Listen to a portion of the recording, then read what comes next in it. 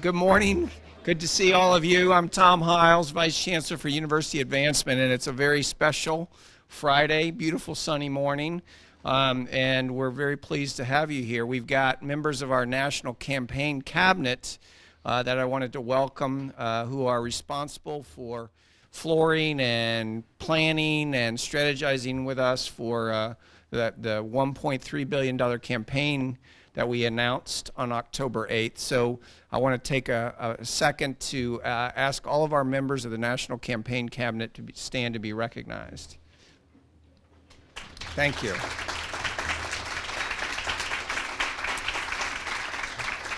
Thank you very much for all you do, and many of them come from all over the country.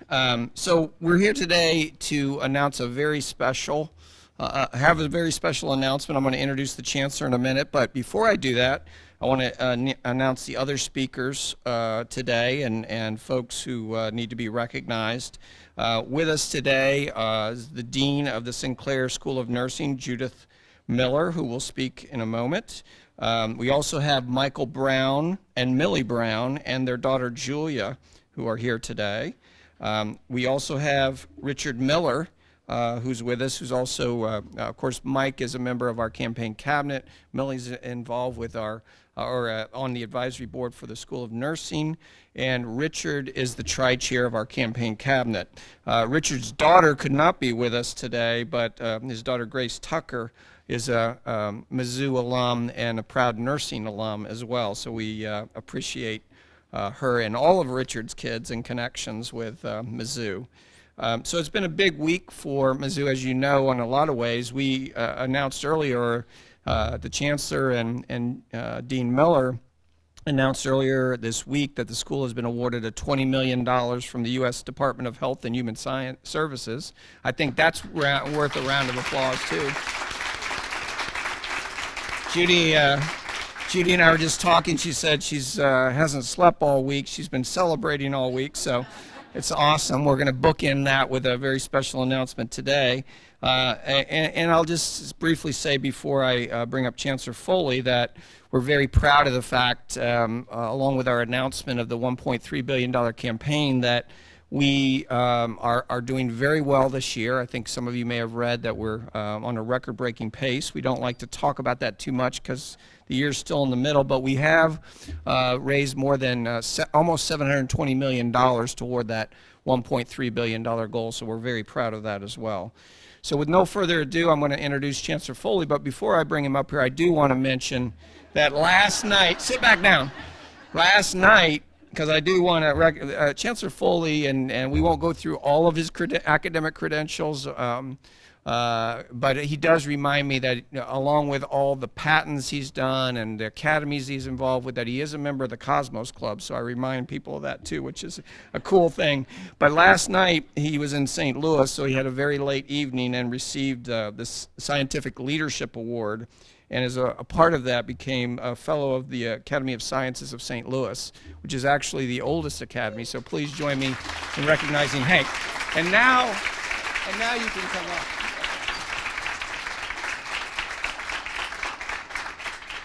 Tom, thanks very much. I really appreciate it. It was a late night, and somewhere is Mark McIntosh. He was here earlier. Mark was the driver last night, and I can't thank him enough. And if he looks a little tired, and he does, that's why. We had our wives with us. We had a wonderful time. It was a great evening in St. Louis. And St. Louis means a lot to me. Just very briefly, back in 1976 in January, just before that, in the middle of the semester, the fall semester, on a lark, I applied for a scholarship. And it was a scholarship to take a short course in something called statics at Washington University. I was 19 years old. I'd never been out of Providence, Rhode Island. To be honest with you, I was a pretty regional kid. And it was my first commercial air flight. It was my first really big trip alone. It was just astonishing.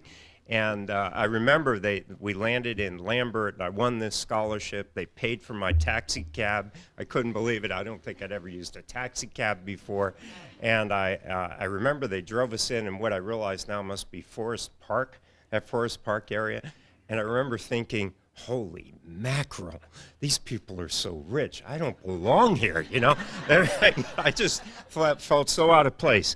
And then got to Washington University, and there was a guy named Dr. Mesmer, and he mesmerized us for 2 weeks with 3, 4, 5 triangles, 30, 60, 90 triangles. And what I learned was all of engineering is based on triangles. If you know those 2 triangles, you could build anything, and the Romans knew that and everything else. It also convinced me that I'd rather be a chemist, and so I went back to I went back happily to Providence College to be a chemist. But it was it was interesting for me because that was 40 years ago, almost to the month. And to be back in St. Louis after having consulted there with Monsanto and to now be a part of the St. Louis fabric, or the fabric of science in St. Louis, was really quite meaningful to me. But enough about that. What I want to do today is thank a lot of people. And first of all, he doesn't get enough thanks, and that's Tom Hiles. He is doing a fantastic job. Tom, thank you. Tom and I have the opportunity to travel a lot together now, and I've really got to enjoy him, his sense of humor. We've identified that our sense of humor is highly retarded. It's somewhere around that of a 12 or 13-year-old, and we just resonate. It's wonderful. I gotta be honest with you. We even send silly emails now, which hopefully will never be sunshined. I also, it's a worry in Missouri. I also want to thank the other folks who are here from Tom's team. Let's give them a round of applause. I see Ron Kelly, everybody else. Hey. Yeah, the development staff doesn't get a lot of appreciation, but without them we wouldn't be doing any of this, and the work they're doing right now has been fantastic. Tom was nice enough to invite Rod Kirsch, one of my old friends who had Tom's job at Penn State, in to speak to the staff. When was that? January? January. And he just talked about what a real disaster is, what a real public relations disaster is, that we had at Penn State. And because of that, I have to be honest with you, although this one hurts, and I'm not diminishing it, it's really nothing of a kind. It's nothing like that. And so I think that was a good pep talk, and I really have just been so impressed by how hard these folks are working. And they're really working for our students, and they're really working for our faculty, and really working for all of you. I often say the university has really got 3 parts, right? And we often feel like the university is those of us who are here today. The university is really those of us who are here before us, living and not living, who have great love and empathy for the university and care so much about it. It's those people who are here today, of course, and we have to sort of wrestle with the fact that it's not just us, we're stewards of what was given to us. And those who will come after us. And really, this campaign is so much about those who will come after us. It's really very much about the future. In fact, it's really for the future that we do this. So I'm humbled and excited to announce these 2 generous gifts this morning. It's an important time for all the reasons I've just said for philanthropy. For those of you who keep up on this and sort of keep pace with what Rudy Keller writes about us back there in the Columbia Tribune. Rudy, good job, by the way. You usually get it right. Not all media does, and we appreciate that. I think we've turned a corner. I think we've faced some of the things that we need to face. I think we are facing those things. Not all students will be happy all the time. That's why they're young people. They're idealistic. They're energetic. They're impatient. We're old people. We're the opposite of all those, whatever that is, and cynical, I guess. But really, the universities are somewhere in between. And I'm really very proud of this community and how it's responded and how well it's responded with, I think, moderation, understanding, and empathy. And that's really something for you all to clap to for yourselves. So thank you.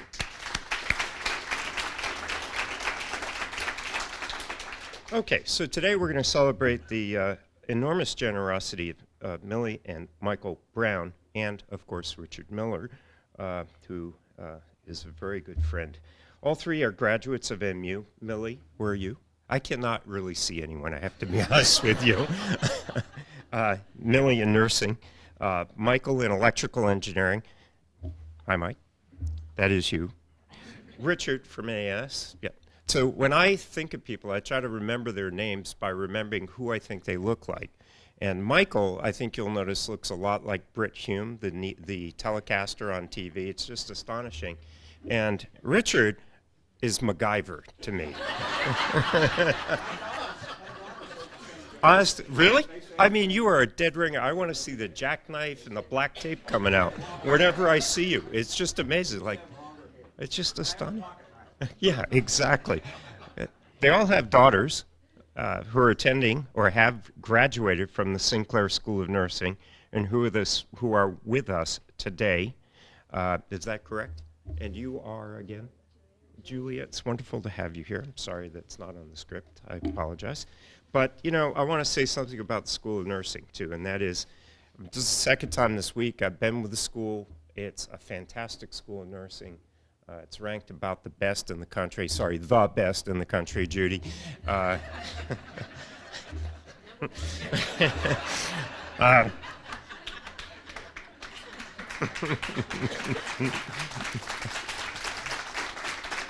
Remarkably energetic dean, if you haven't noticed. Good person, and very good people.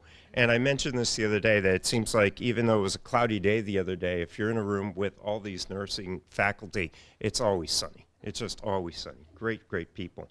Now this morning, I want to say a little bit more about our donors.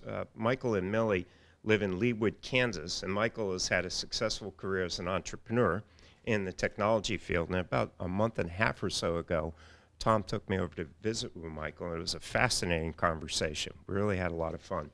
And he's a real engineer, and despite that, he's been very successful. Unlike me. Millie and Michael also leadership volunteers at MU. Michael is on the campaign cabinet for Mizzou, Our Time to Lead, and Millie is on the Sinclair School of Nursing campaign steering committee. We all know Richard is so dedicated to the university, we should give him tenure at this point. He's tri-chair, we haven't? Tri-chair of the campaign cabinet. We've given other people tenure who you probably deserve it more, frankly. No, that wasn't a He represents 5 generations of loyal Tigers and doesn't wait to be called, but is the one who picks up the phone to ask, what can I do to help? And I got to tell you, in the darker days of November, he did that, literally did that. And it was so helpful to all of us and so supportive. He's been supportive of MU in areas ranging from nursing, arts and science, to medicine, athletics, business, education, libraries, the Chancellor's Society, and Rally Mizzou. In fact, just the other day, my wife had a very leaky faucet, and Richard came over, and by golly, he fixed. I don't know how to do it, but he did. It's that MacGyver thing. He's a lifetime member of the Mizzou Alumni Association, also has an honorary degree from us. Perhaps most important, both the Browns and Richard have done the very most helpful thing they can to support Mizzou, and that is they've given us their children to educate. And I really mean that. That's really the greatest sign of that kind of thing. So let's give them a round of applause for that, please.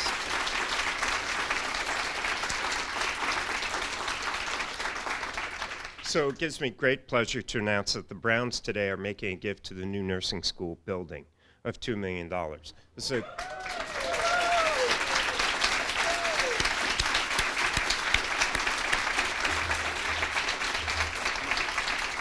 And we're not done yet. Richard is making a gift of another $1 million to the building campaign.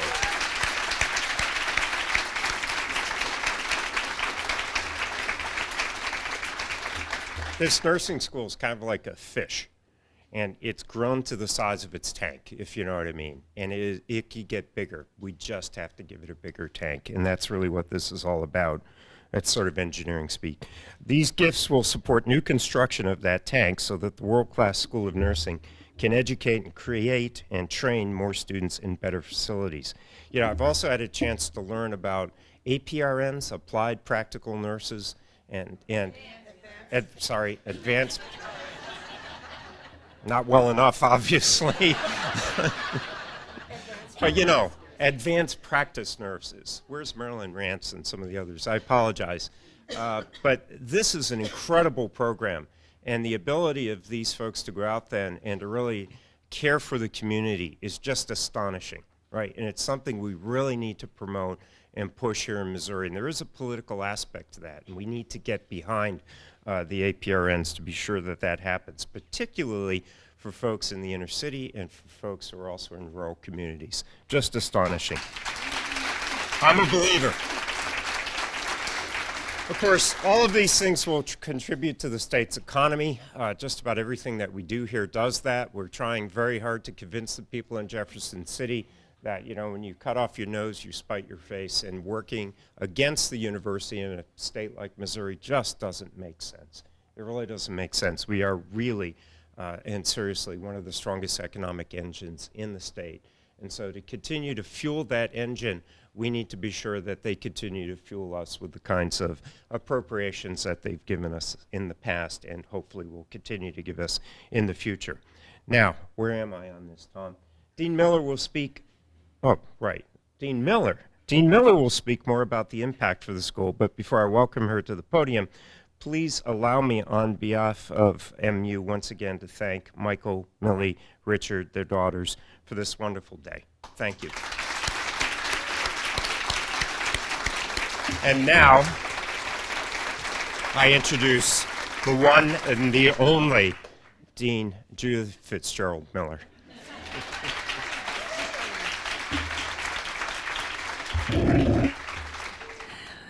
Good morning, everyone. He's a hard act to follow. Such a contemporaneous jokester, really. So, but I'm here to express our heartfelt gratitude to Richard and Millie Brown, Richard Miller and Michael and Millie Brown for their gift to us to build this Sinclair School of Nursing building. Their investments are leadership gifts to support the new Sinclair building. And I'm really at odds in terms of how to adequately thank them, because they're moving our dream to more of a possibility of a reality. In moving that reality, the greatness of the Sinclair School of Nursing will be enhanced. We'll produce more nurses, addressing the impending shortage of 1 million nurses by 2022. We will have learning spaces to accommodate new modalities of teaching learning and a simulation center that will be cutting edge, and while retaining the safe practices room that Richard Miller has already funded in the past. We'll have a research innovation center where research ideas will be generated and taken to completion, and for some, to commercialization, meeting our expectation for economic development. This Research Innovation Center will invite many disciplines to work together, such as nursing and engineering, with an ultimate goal of solving patient care problems, enhancing wellness, and managing chronic illnesses. We'll have an entry space to this building available for celebrations and receptions. This entry space will be open, be filled with light, will convey all that enter this space, that in this environment, new ideas are being formed and health is being shaped, healthcare as well as the discipline of nursing is being formed. The environment will be welcoming and one that compels visitors to stay and explore. We'll have a 400-seat auditorium to host national speakers. We'll have 5 floors in this building filled with the capability to advance careers and to move nursing and healthcare into the future. The architectural design will manifest the strength and setting the pace, top of our game nature of the faculty and staff within this school. Note, we're number one, and number one for a reason. This investment by Michael and Millie Brown and by Richard Miller supports us to be the best we can. It energizes us with new possibilities and convinces us that we're moving from a dream to a reality. We really do not have adequate words to thank you all. The Sinclair School of Nursing expresses again heartfelt thank you. I'd like to have our faculty and staff who are here, as well as the Campaign Steering Committee for Nursing, who also come from all over the country. If you all could just stand so we can recognize you.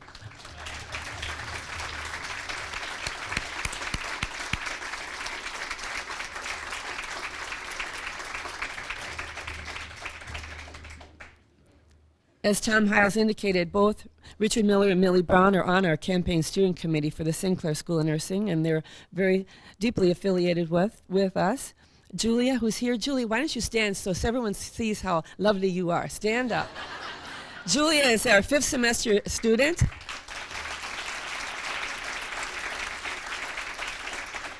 She just started the clinical major, and so she's expressing this is rigorous. Would you say that's true?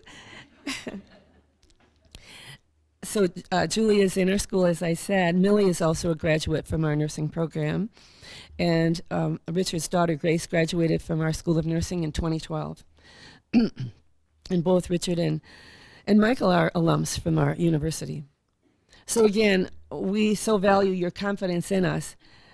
Be assured your investment in us is one that's well placed for this university, for our School of Nursing, and really for the nation, considering the caliber of our graduates, because we can continue to produce top-notch nurses, and research discoveries will just continue in this wonderful new facility. So we thank you from all of us. So I'd like now to welcome to the podium Michael Brown.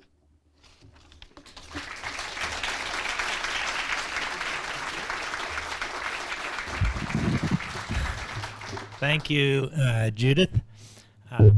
Everybody's got their prepared speeches. I'm going to give one a little bit more extemporaneously because, as I told my daughter today, what we have done and what we hope to accomplish comes from our heart. And so I'll start that way. First of all, I'd like to correct Chancellor Foley, who took the statics course and was all talking about how the Romans figured this out. Well, it's obvious that he became a chemist and not an engineer. Because, as we all know, a little guy named Euclid wrote a book called The Elements, and it was all about geometry, and he was Greek.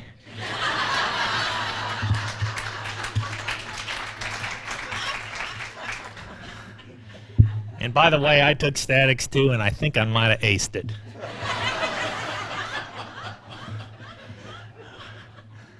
So, I have to go now.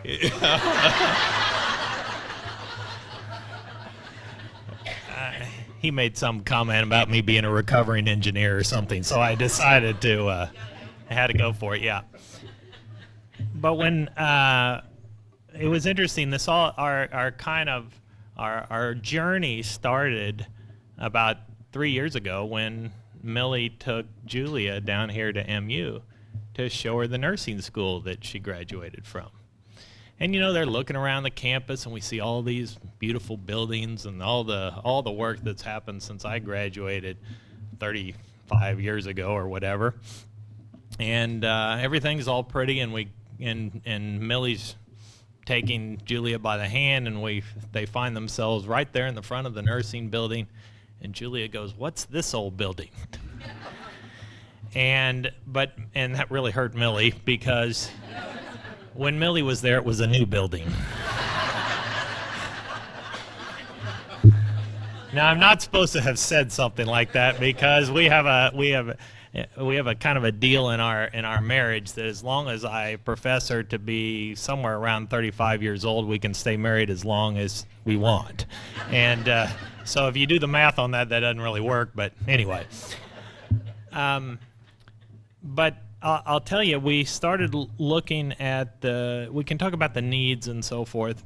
First of all, I'm a businessman. I've started 2 companies. They've both grown big. I've been very lucky and blessed. But one thing I've learned over my 35 years is it's all about management. It's all about who leads. And when we met Dr. Miller, I mean, even though she talked with prepared speech, you should talk to her when she's not prepared. She is an absolute dynamo. I mean, she knows every number, she knows nursing, she knows everything.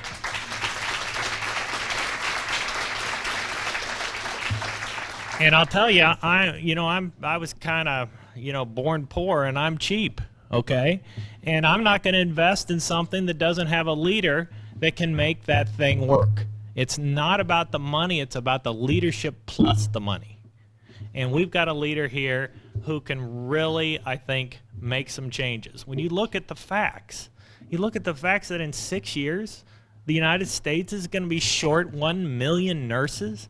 When you look at this healthcare fiasco that we have going on every day, a combination of of just the changes in economics and so forth and regulation, and you combine that with the fact that we have an aging population that lives longer and longer and requires more and more nursing towards the end of their lives, when you couple that also with, you know, these new debilitating illnesses that are coming in, you know, like diabetes, types 1 and 2 and all that kind of stuff, you're going to need a lot more nurses than the 1 million that we're short in 6 years from now. And also when you look at where doctors are, you know, nurses now, nurse practitioners, the ones with the PhDs are doing what doctors used to do 20 years ago because we don't have enough general practitioner doctors. We need this. We just need this for our community and for all the communities around us, whether that's inner city, whether that's rural, whether that's any place in between. There is a huge need for this. And yet I look at our nursing school and we're turning away hundreds of young people who want to be nurses in the #1 school in the country.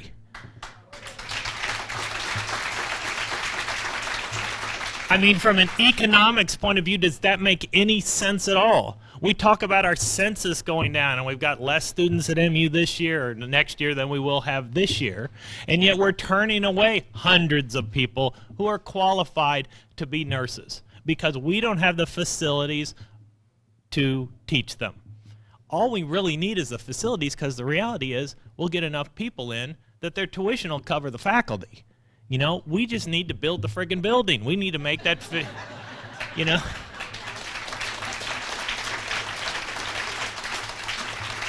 You know, we need to make that fishbowl bigger. I mean, that's absolutely true. So as I look at this, I have a wife who is a nurse and has been a nurse since then, either employed or helping other people everywhere. I've got a daughter who I look at, but I look at all the other daughters and sons who want to be nurses, you know, and I look at this huge need, and this is just something very, very important. And so when we're trying to figure out where we might want to spend our money, make our investments in the future, I can't think of a better place to do that than the Sinclair School of Nursing. Can you?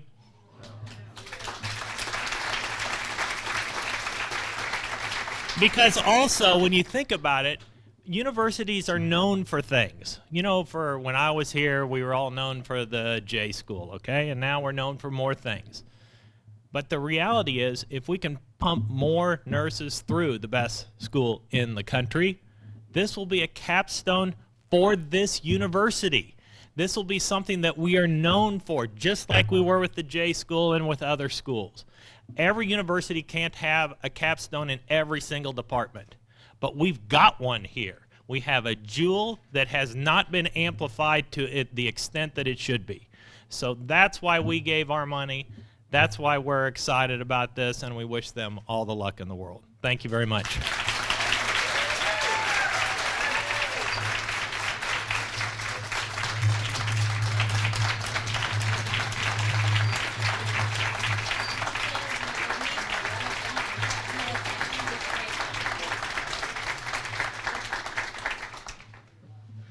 Okay, now I'm supposed to follow that up? My gosh. All I can say is I agree with everything you said.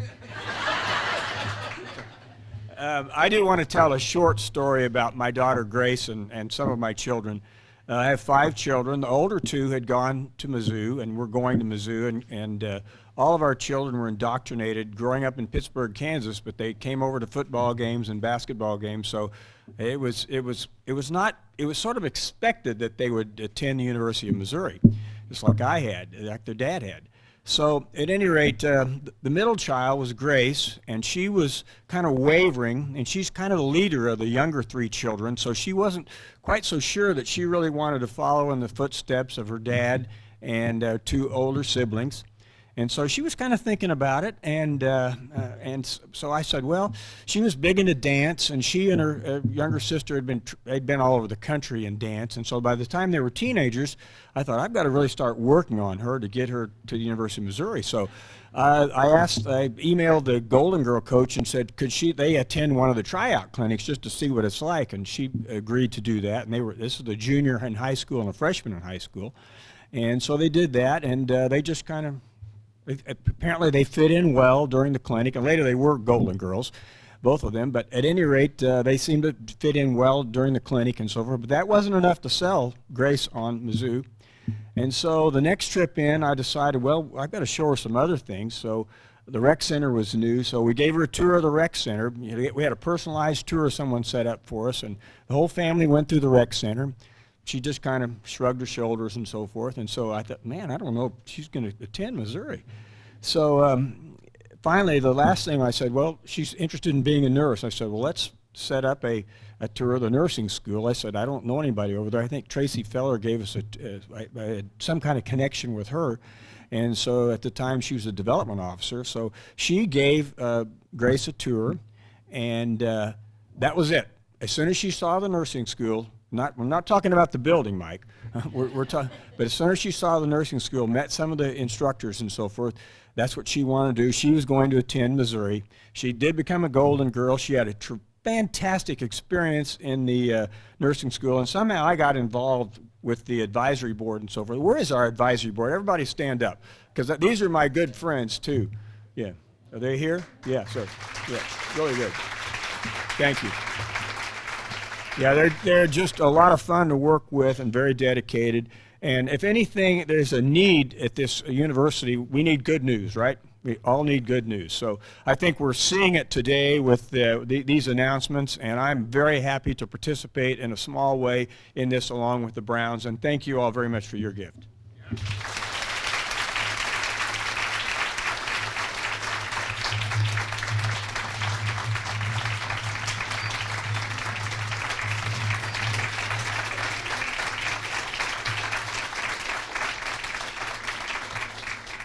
So we're going to wrap up, and there will be time for, we're not going to do any questions with media here, but we'll have time for that, and people will be available. I want to just say three things as we wrap up. One is, I was thinking, Hank, that, you know, with Mike's speech and Richard's speech, we do have the opening at the UM system president's level that I was thinking about in connection with some of those remarks. So you might think about throwing your hat in the ring there. I don't know. It was very impressive. Very impressive. We need to hear more of that. But secondly, I want to share that we are, and this is something that Mike and I talked about with Millie and also Richard at the time. As you're aware, the state provided a match last year for capital projects for academic facilities. We turned in about $22 million in academic facilities from private support. Only $10 million of that, which we were very grateful for, got matched for the TrueAsk Applied Learning Center project. So we were very happy that the state did that. We think it's a wonderful model, a public-private partnership. And I want to reassure both Richard, Mike, and Millie that we are going to do everything we can to try to advocate for that match. We think it only makes sense. You know, the state, up until the engineering project, when they provided some support for the renovation of Laffrey, had not built an academic building on this campus for 12 years. So we're very much advocates of the matching program. We appreciate it, and we'd like to see it expanded. So that's something that your support provides us an opportunity to go to Jefferson City and ask for that. And I hope you will encourage the legislature and the governor to support that project as well. So I wanted to mention that. And then the final thing I want to say, just in the area of appreciation of why I feel so blessed to be in this work. If you listen to what these two great speeches, but all of our donors are here in the room. Hank, we can't pay for the amount of expertise, the amount of support these individuals have put together. They have very busy lives, and they're here from all over the country, our National Campaign Cabinet, Mike and Millie and Richard, to support us in every way. And during some of our challenging times in November, when we were getting hundreds of phone calls expressing concern, Kathy, Richard, Jose, others were calling us to express support. What can we do, as you said? And that's what not only bolstered us, but makes me feel so blessed to be in our work. So I want to say thank you to all of you one more time, and please join me in thanking Richard and Mike and Millie one more time, and we'll be around for media. Thank you so much.